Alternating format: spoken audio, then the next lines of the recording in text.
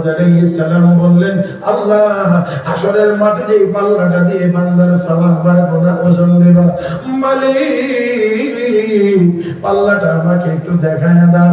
আল্লাহ বলেন, উপরের দিকে তাকাও। তাকাইলেন, বেহুশ হয়ে পড়ে গেলেন। হুশ ফিরে পাইলেন, আল্লাহকে ডাক দিয়ে বলেন, মালিক এত বড় পাল্লা, সওয়াব দ্বারা ভরবার মতো কোনো আমল কি আসেনি? এমন কোন আমল আসেনি যে আমলের দ্বারা এই সওয়াব দ্বারা পাল্লাটা ভরে যাবে? আল্লাহ কয়, হ্যাঁ আছে, অবশ্যই আছে, অবশ্যই আছে। কি আমল গো মালিক? কোন আমল করলে এত বড় পাল্লাটা সওয়াবে পরিপূর্ণ হয়ে যাবে?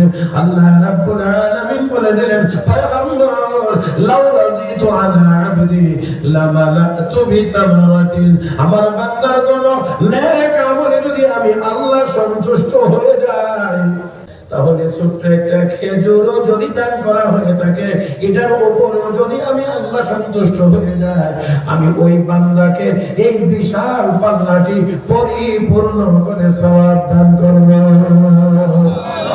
ও ভাইরা, তাহলে একটু খেয়াল করতে হবে আমাদেরকে, আমল হবে একমাত্র কার জন্য?